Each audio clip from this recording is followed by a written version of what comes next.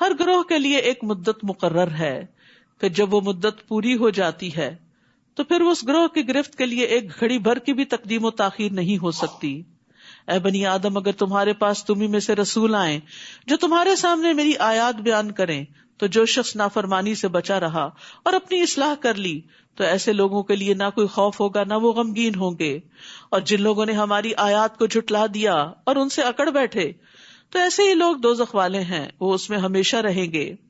بھلا اس شخص سے بڑھ کر اور کون ظالم ہو سکتا ہے جو اللہ کے ذمے جھوٹ لگا دے، یعنی جو اللہ نے نہیں فرمایا وہ اللہ کی طرف سے پیش کرے، یا اس کی آیتوں کو جھٹلا دے، یعنی جو پیش کیا اس کو نہ مانے، جو نہیں پیش کیا اسے اللہ کا حکم بتائے۔ ایسے لوگوں کو ان کا وہ حصہ تو دنیا میں ملے گا ہی جو ان کے مقدر میں ہے، یہاں تک کہ جب ان کی روحیں قبض کرنے کے لیے ہمارے فرشتے ان کے پاس آئیں گے تو ان سے پوچھیں گے، وہ تمہارے الہ کہاں ہیں جنہیں تم اللہ کے سوا پکارا کرتے تھے؟ وہ جواب دیں گے، ہمیں کچھ یاد نہیں پڑتا، اپنے کیے کو بھول جائیں گے۔ اس طرح وہ خود اپنے ہی خلاف گواہی دے دیں گے کہ وہ کافر تھے۔ اللہ تعالیٰ فرمائے گا، اچھا تو تم بھی انہی جماعتوں میں شامل ہو جاؤ جو تم سے پہلے جنوں اور انسانوں کی جماعتیں دوزخ میں داخل ہو چکی۔ جب بھی کوئی جماعت دوزخ میں داخل ہوگی تو اپنی پیش رو جماعت پر لعنت کرے گی، یہاں تک کہ جب سب کی سب جماعتیں دوزخ میں جمع ہو جائیں گی تو ہر پچھلی جماعت اپنے سے پہلے والی جماعت کے متعلق کہے گی، ہمارے رب یہ وہ لوگ ہیں جنہوں نے ہمیں گمراہ کیا تھا، لہٰذا ان کو آگ کا دگنا عذاب دے۔ اللہ تعالیٰ فرمائے گا، تم سبھی کے لیے دگنا ہے، لیکن یہ بات تمہاری سمجھ میں نہیں آ رہی، کیونکہ وہ تمہیں بھٹکانے کا سبب بنے اور تم دوسروں کو بھٹکانے کا۔ اور پہلی جماعت پچھلی کے متعلق کہے گی، آخر تمہیں ہم پر کون سی برتری حاصل ہے کہ تمہیں اکہرا عذاب ہو اور ہمیں دوہرا؟ لہٰذا تم بھی جو کچھ کرتے رہے ہو اس کے عذاب کا مزہ چکھو۔ بے شک وہ لوگ جنہوں نے ہماری آیات کو جھٹلایا اور ان سے اکڑ بیٹھے، ان کے لیے نہ تو آسمان کے دروازے کھولے جائیں گے، یعنی ان کی روحیں اوپر نہیں جا سکتی، واپس پٹخائی جاتی ہیں اسفل سافلین میں، اور نہ وہ جنت میں داخل ہو سکیں گے حتیٰ کہ اونٹ سوئی کے ناکے میں داخل ہو جائے، اور یہ تو پاسبل ہی نہیں۔ اور ہم مجرموں کو ایسی ہی سزا دیا کرتے ہیں، ان کے لیے بچھونا بھی جہنم کا ہوگا اور اوپر سے اوڑھنا بھی جہنم کا، اور ہم ظالموں کو ایسی ہی سزا دیا کرتے ہیں۔ البتہ وہ لوگ جو ایمان لائے اور نیک اعمال کیے، اور ہم ہر شخص کو اس کی طاقت کے مطابق ہی مکلف بناتے ہیں، تو یہی لوگ اہل جنت ہیں جس میں وہ ہمیشہ رہا کریں گے۔ ان اہل جنت کے دلوں میں اگر ایک دوسرے کے خلاف کچھ کدورت ہوگی تو ہم اسے نکال دیں گے۔ یہ ہے جنت کی اصل خوبصورتی، دل صاف ہوں گے، دلوں میں ایک دوسرے کے لیے محبت ہوگی۔ یاد رکھیے، جس گھرانے میں ایک دوسرے کے لیے محبت ہوتی ہے، وہ کٹیا بھی ہو، وہ جھونپڑی بھی ہو، وہ بڑی وسیع ہوتی ہے، اس میں بڑی خیر ہوتی ہے، اس سے بڑا لطف ہوتا ہے۔ اور بڑے بڑے مینشنز میں اگر لوگ اپنے اپنے کمروں میں ہی بند ہو کر رہیں اور کوئی کسی سے بات نہ کرے، کوئی کسی کو دیکھ کے مسکرائے نہیں، سلام نہیں کرے، تو وہ گھر تنگ ہوتے ہیں۔ تو جنت کی خاص خوبی یہاں بتائی گئی، اگر ایک دوسرے کے خلاف کچھ کدورت ہو گئی تو ہم اسے نکال دیں گے۔ دنیا میں رہتے ہوئے کوئی نہ کوئی مس انڈرسٹینڈنگ ہو ہی جاتی ہے، کوئی غلط فہمی ہو جاتی ہے کہ انسان اچھے بھلے انسان کے بارے میں کوئی بری رائے رکھتا ہے، تو وہ بھی نکال دی جائے گی۔ جب پل صراط پار کر لیں گے تو جنت میں جانے سے پہلے ایک اور پل آئے گا، قنطرہ جس کو کہتے ہیں، اس پر لوگوں کو مہذب کیا جائے، حذبوا ونقوا، صاف ستھرا کیا جائے گا اندر سے باہر سے، کیونکہ میدان حشر کی طویل قیام اور تھکاوٹ اور وہ ساری چیزیں ختم کر کے پھر وہ جنت میں داخل کیے جائیں گے، اندر سے بھی صاف، باہر سے بھی صاف۔ اور یہیں پر اعراف ہے جس کا آگے ذکر آ رہا ہے۔ اور وہ کہیں گے، تعریف تو اللہ ہی کے لیے ہے جس نے ہمیں یہ جنت کی راہ دکھائی۔ اللہ اگر ہمیں یہ راہ نہ دکھاتا تو ہم کبھی یہ راہ نہ پا سکتے تھے، اور یہ قرآن یہی جنت کی راہ دکھاتا ہے۔ ہمارے رب کے رسول واقعی حق لے کر آئے، اس وقت انہیں آواز آئے گی، ندا آئے گی، ان تلکم الجنت اورثتموہا بما کنتم تعملون، تم اس جنت کے وارث بنائے گئے ہو اور یہ ان نیک اعمال کا بدلہ ہے جو تم دنیا میں کرتے تھے۔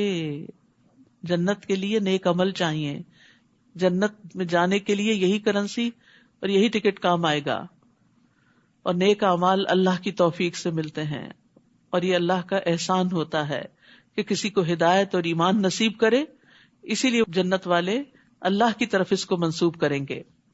اور اہل جنت دوزخیوں کو پکار کر پوچھیں گے، ہم نے تو ان وعدوں کو سچا پا لیا جو ہم سے ہمارے رب نے کیے تھے، کیا تم سے تمہارے رب نے جو وعدے کیے تھے تم نے بھی انہیں سچا پایا؟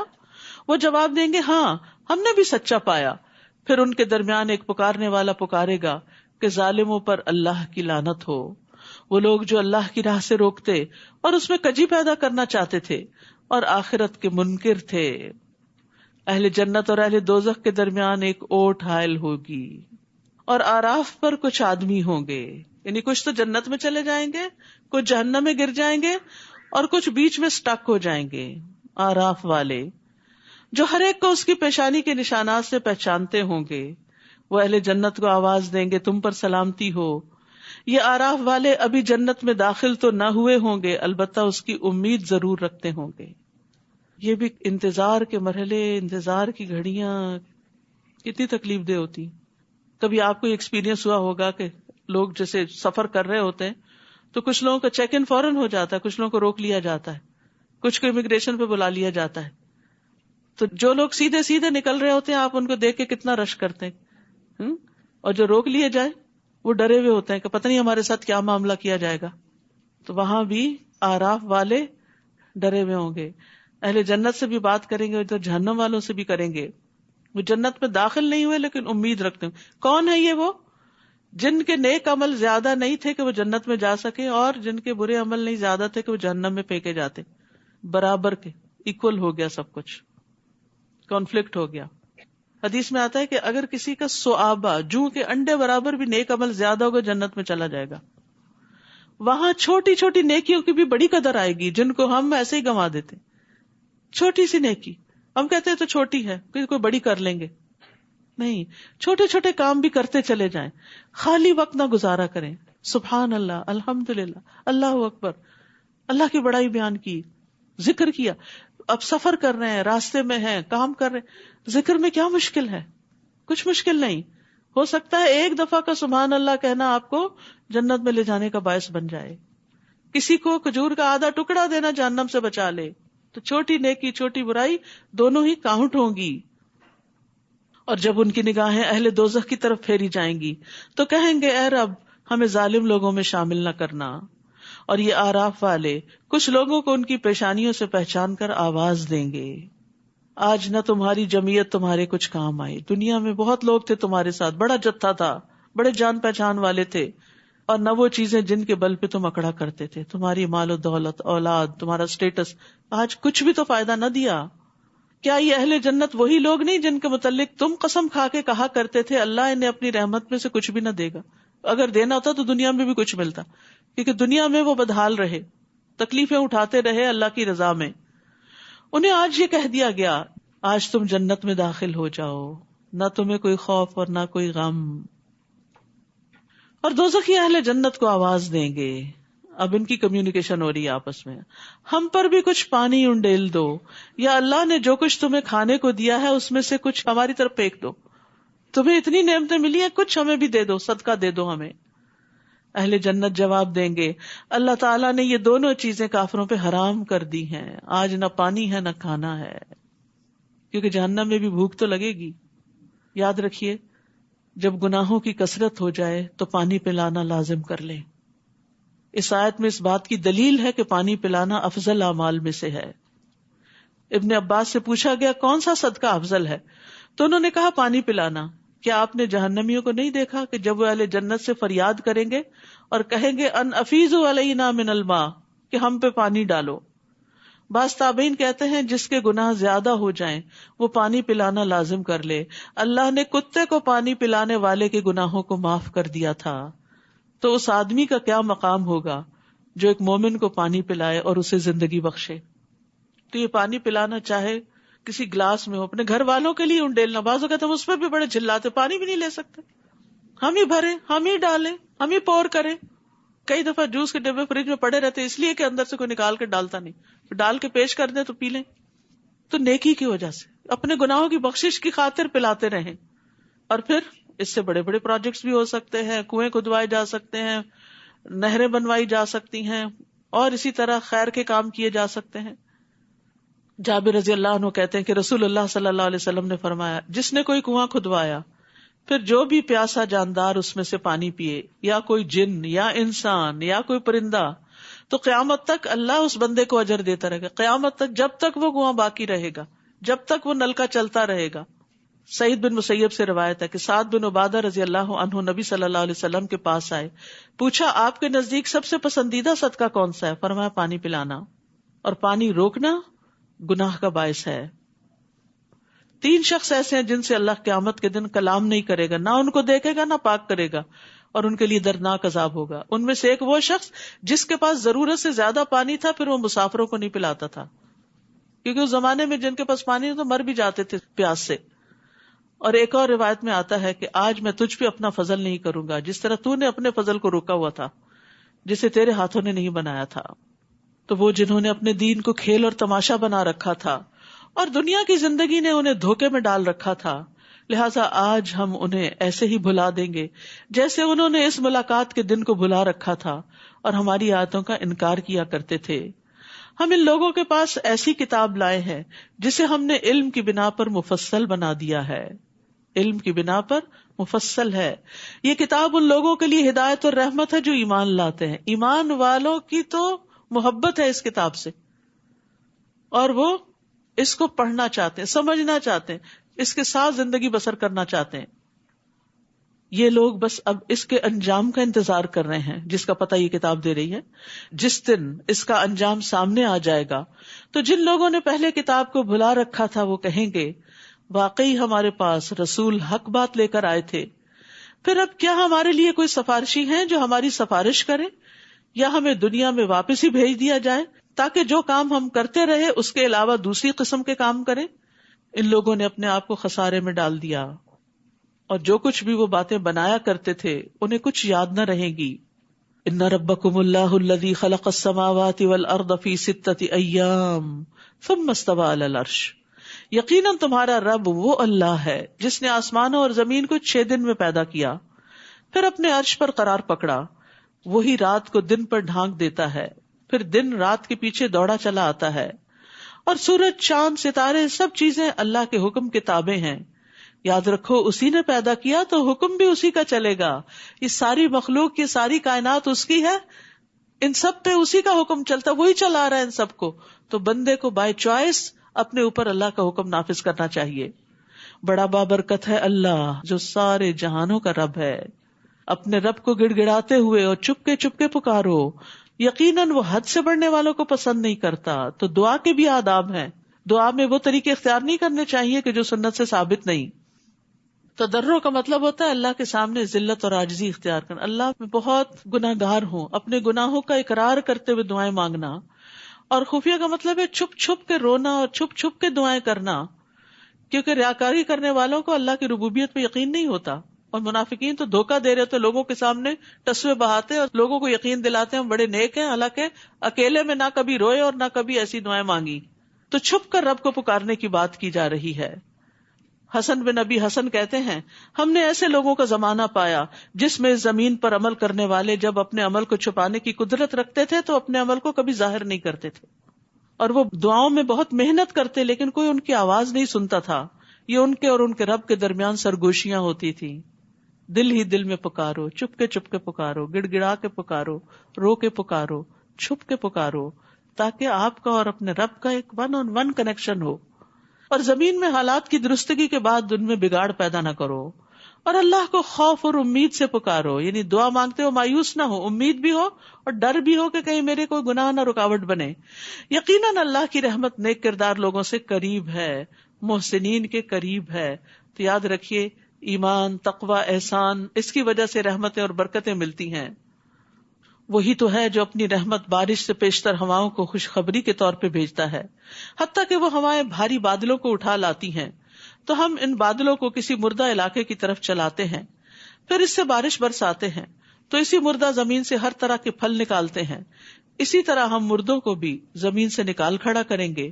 شاید اس مشاہدے سے تم کوئی نصیحت پکڑو. اور عمدہ زمین اپنے رب کے حکم سے خوب سبزہ اگاتی ہے، اور جو خراب زمین ہوتی ہے اس سے جو کچھ تھوڑا بہت نکلتا ہے وہ بھی ناقص ہوتا ہے. تو یہ زمین سے مراد انسان ہے. اچھے انسانوں سے بڑے پیمانے پہ خیر پھوٹتی ہے، اور جن کے اندر شر ہوتا ہے وہ چھوٹی سی خیر کرتے ہیں تو اس میں بھی کچھ شر چھپا ہوا ہوتا ہے. اسی طرح ہم اپنی آیات کو مختلف طریقوں سے ان لوگوں کے لیے بیان کرتے ہیں جو شکر بجا لاتے ہیں. لقد ارسلنا نوحا الی قومہ، ہم نے نوح علیہ السلام کو اس کی قوم کی طرف بھیجا. ہر نبی اپنی قوم کی طرف بھیجا گیا. تو اس نے کہا اے میری قوم، اللہ کی عبادت کرو جس کے بغیر تمہارا کوئی الہ نہیں. میں تم پر ایک بڑے دن کا عذاب واقع ہونے سے ڈرتا ہوں. اس کی قوم کے سرداروں نے کہا ہم تو تمہیں سری گمراہی میں دیکھتے ہیں. اس نے کہا برادران قوم، میں گمراہی میں پڑا ہوا نہیں، بلکہ میں تمام جہانوں کے رب کا رسول ہوں. میں تمہیں اپنے رب کے پیغامات پہنچاتا ہوں اور تمہاری خیر خواہی کر رہا ہوں. یہ ہوتا ہے پیغمبروں کا طریقہ کہ مخالفین کی بھی خیر خواہی کرتے ہیں، کیونکہ جو کچھ مجھے اللہ کی طرف سے معلوم ہے اسے تم نہیں جانتے. تو دو صفات ایسی ہیں جو داعی کے اندر ہونی چاہیے، اللہ کی طرف بلانے والے کے اندر. اگر وہ ان سے اپنے آپ کو آراستہ کر لے تو اس کے کام میں قبولیت اور برکت ہوتی ہے. نمبر 1 لوگوں کی سچی خیر خواہی، اور نمبر 2 علم. دل میں آپ لوگوں کے خیر خواہ ہوں، ان کی تنقید کے باوجود ان کی خیر خواہی کرتے رہے. وہ آپ کو تکلیف بھی دیں پھر بھی آپ ان کا بھلا سوچتے رہیں، ان کے لیے دعائیں کرتے رہیں. اور دوسرا یہ کہ جو چیز بتا رہے ہیں اس کے بارے میں صحیح طور پر علم بھی ہو، جان کر، علم حاصل کر کے. کیا تمہیں اس بات پر تعجب ہے کہ تمہارے پاس نصیحت تمہارے رب کی طرف سے ایک ایسے آدمی کے ذریعے آئی ہے جو تمہیں میں سے ہے، تاکہ وہ تمہیں برے انجام سے ڈرائے اور تم نافرمانی سے بچو تاکہ تم پہ رحم کیا جائے. چنانچہ انہوں نے نوح کو جھٹلا دیا تو ہم نے نوح کو اور اس کے ساتھیوں کو جو کشتی میں سوار تھے بچا لیا، اور ان لوگوں کو غرق کر دیا جنہوں نے ہماری آیات کو جھٹلایا تھا. بلا شبہ وہ اندھے لوگ تھے، سب کچھ دیکھتے ہوئے بھی سمجھ نہیں رہے تھے. اور قوم عاد کی طرف ہم نے ان کے بھائی ہود کو بھیجا علیہ السلام.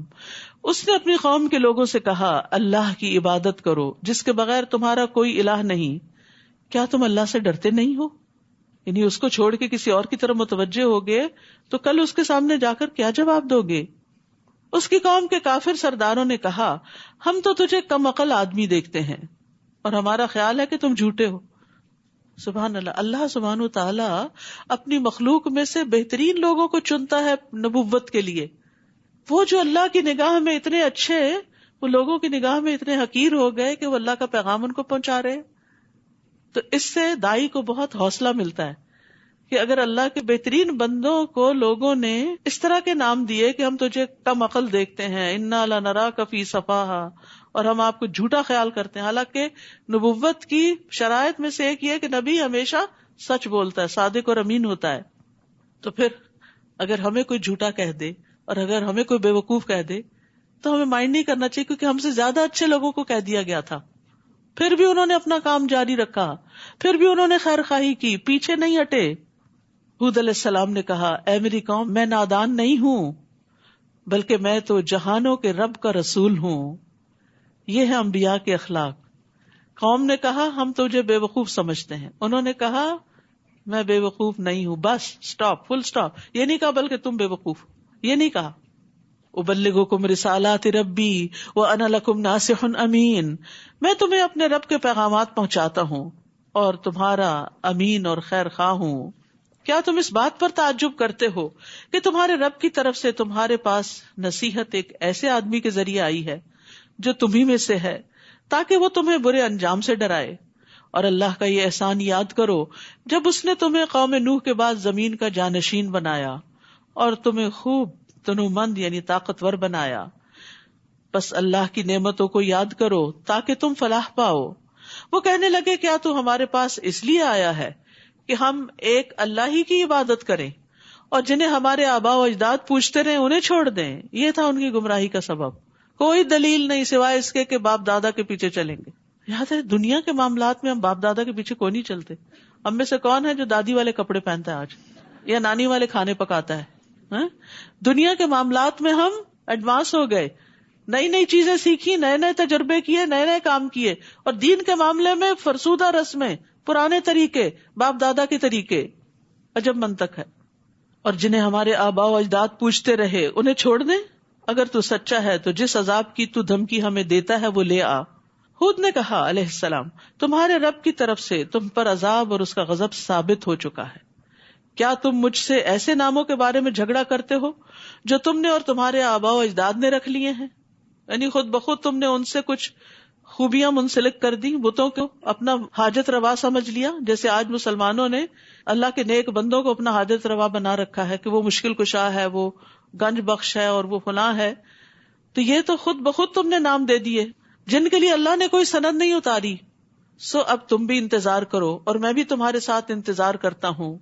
پھر ہم نے اسے اور اس کے ساتھیوں کو اپنی مہربانی سے بچا لیا اور ان لوگوں کی جڑ کاٹ دی جنہوں نے ہماری آیات کو جھٹلایا تھا اور ایمان لانے والے نہیں تھے. اور سمود کی طرف ان کے بھائی صالح کو بھیجا علیہ السلام. اس نے اپنی قوم کے لوگوں سے کہا، اللہ کی عبادت کرو جس کے بغیر تمہارا کوئی الہ نہیں. تمہارے پاس تمہارے رب کی طرف سے واضح معجزہ آ چکا ہے. یہ اللہ کی اونٹنی تمہارے لیے معجزہ ہے. وہ اونٹنی ایک چٹان سے نکلی تھی، انہوں نے معجزہ مانگا تھا، اللہ نے بھیج دیا. اللہ کی زمین پر اسے چرنے دو اور اسے برے ارادے سے ہاتھ نہ لگاؤ ورنہ ایک دردناک عذاب تمہیں آ لے گا. کیونکہ وہ ان کا سارا پانی پی جاتی تھی، معجزہ مانگ کے پھنس گئے. اور وہ وقت یاد کرو جب قوم عاد کے بعد اللہ نے تمہیں جانشین بنایا، یعنی زمین میں تمہیں اٹھایا، تمہیں بسایا، تمہیں ترقی دی، تمہیں اس علاقے میں آباد کیا. تم زمین کے ہموار میدانوں میں محلات بناتے ہو اور پہاڑوں کو تراش تراش کر گھر بنا لیتے ہو. اتنا زبردست آرکیٹیکچر اور کنسٹرکشن کا طریقہ تھا ان کا. لہٰذا اللہ کے احسانات کو یاد کرو، یعنی جس نے تمہیں عقل، سمجھ اور یہ وسائل، ریسورسز اور ان کو استعمال کرنے کے طریقے سکھائے، اور زمین میں فساد نہ مچاتے پھرو. ہود علیہ السلام کی قوم کے متکبر سرداروں نے ان کمزور لوگوں کو جو ان میں سے ایمان لا چکے تھے کہا، کیا تم جانتے ہو کہ صالح اپنے رب کا رسول ہے؟ یعنی تم کیوں مان گئے ہو؟ تم کیوں صالح کے پیچھے جا رہے ہو؟ تمہارے پاس کیا دلیل ہے؟ یعنی ان سے جھگڑنے لگے. وہ کہنے لگے، جو کچھ اسے دے کر بھیجا گیا ہم تو اس پر ایمان رکھتے ہیں. متکبر کہنے لگے، جس بات پر تم ایمان لانے والے ہو ہم اسے ماننے والے نہیں. سمجھنے کی، جاننے کی کوشش ہی نہیں کی تو ایمان کہاں سے آتا. چنانچہ انہوں نے اونٹنی کی کونچیں کاٹ ڈالی اور اپنے رب کے حکم سے سرتابی کی اور کہنے لگے، صالح اگر تو رسول ہے تو جس عذاب کی تو ہمیں دھمکی دیتا ہے وہ لے آ. کیا حوصلہ تھا ان لوگوں کا، کیا اکڑ تھی، کیا تکبر تھا کہ اپنے لیے عذاب مانگا. آخر انہیں زلزلے نے آ لیا اور وہ اپنے گھروں میں اوندھے پڑے کے پڑے رہ گئے. بڑی بڑی عمارتیں انہیں کے اوپر گر پڑی. پھر صالح یہ کہتے ان کے ہاں سے چلے گئے، اے قوم، میں نے تمہیں اپنے رب کا پیغام پہنچا دیا تھا اور تمہاری خیر خواہی بھی کی، لیکن تم تو خیر خواہی کرنے والوں کو پسند ہی نہیں کرتے. اور لوط نے جب اپنی قوم سے کہا علیہ السلام، تم بے حیائی کا وہ کام کرتے ہو جو تم سے پہلے اہل دنیا میں سے کسی نے بھی نہیں کیا. تم شہوت رانی کے لیے عورتوں کو چھوڑ کر مردوں کے پاس آتے ہو. تم تو حد سے بڑے ہوئے لوگ ہو. یعنی عجیب و غریب خواہشات تھیں ان کی. اور اس کی قوم کو اس کے سوا کوئی جواب بن نہ پایا کہ انہوں نے یہ کہہ دیا، اپنی بستی سے انہیں نکال دو، یہ لوگ بڑے پاک باز بنتے ہیں. یعنی نصیحت کرنے والوں کو ہی ختم کر دو تاکہ کوئی برا بھلا کہے ہی نہ، کیونکہ وہ اپنے برے اعمال پہ فخر کرتے تھے اور نیک لوگوں کا مذاق اڑاتے. یہ بری قوموں کا یہی حال ہوتا ہے کہ وہ نیکی کرنے والوں کو بے وقوف سمجھتے ہیں اور جن گناہوں کی گندگی میں وہ گرفتار ہوتے ہیں اس پہ فخر کرتے ہیں. چنانچہ ہم نے لوط اور اس کے اہل خانہ کو بچا لیا بجز اس کی بیوی کے کہ وہ باقی ماندہ ہلاک ہونے والوں میں سے تھی، کیونکہ اس کی ہمدردیاں اس بری قوم کے ساتھ تھی. تو جو جس کے ساتھ محبت کرتا ہے اسی کے ساتھ اٹھتا ہے. اور اس قوم پر پتھروں کی بارش برسائی، بس دیکھ لیجئے کہ مجرموں کا انجام کیسا ہوا. اور اہل مدین کی طرف ہم نے ان کے بھائی شعیب کو بھیجا علیہ السلام. اس نے کہا، اے میری قوم، اللہ کی عبادت کرو، تمہارے لیے اس کے سوا کوئی الہ نہیں. تمہارے پاس تمہارے رب کی طرف سے ایک واضح دلیل آ چکی ہے، لہذا ناپ اور تول پورا رکھا کرو اور لوگوں کو ان کی چیزیں کم نہ دیا کرو. لین دین میں ڈنڈی مارتے تھے. اور زمین میں اصلاح ہو جانے کے بعد اس میں بگاڑ پیدا نہ کرو. یہی بات تمہارے لیے بہتر ہے اگر تم واقعی مومن ہو. اور زندگی کی ہر راہ پر راہزن بن کر نہ بیٹھ جاؤ کہ لوگوں کو دھمکاتے پھرو، اور جو شخص اللہ پر ایمان لائے اسے اس کی راہ سے روکنے لگو. یعنی راستوں پر اس لیے نہ کھڑے ہو جاؤ کہ اللہ کے راستے سے لوگوں کو روکو، اور جو دین کی طرف آئے انہیں اس سے منع کرو. اور اس سیدھی راہ میں کجی کے درپے ہو جاؤ. اور وہ وقت یاد کرو جب تم تھوڑے تھے تو اللہ نے تمہیں زیادہ کر دیا، اور دیکھو کہ فساد کرنے والوں کا انجام کیا ہوتا ہے. وَإِن كَانَ طَائِفَةٌ مِّنكُمْ آمَنُوا بِالَّذِي أُرْسِلْتُ بِهِ وَطَائِفَةٌ لَّمْ يُؤْمِنُوا فاصبروا حتی یحکم اللہ بیننا وہو خیر الحاکمین. اور اگر تم میں سے ایک فریق ایسا ہے کہ جو کچھ مجھے دے کر بھیجا گیا اس پر ایمان لے آیا اور دوسرا فریق ایمان نہیں لایا تو صبر کرو یہاں تک کہ اللہ ہمارے درمیان فیصلہ کر دے اور وہی سب سے بہتر فیصلہ کرنے والا ہے. وآخر دعوانا ان الحمد للہ رب العالمین. سبحانک اللہم وبحمدک اشہد ان لا الہ الا انت استغفرک واتوب الیک. السلام علیکم ورحمۃ اللہ وبرکاتہ.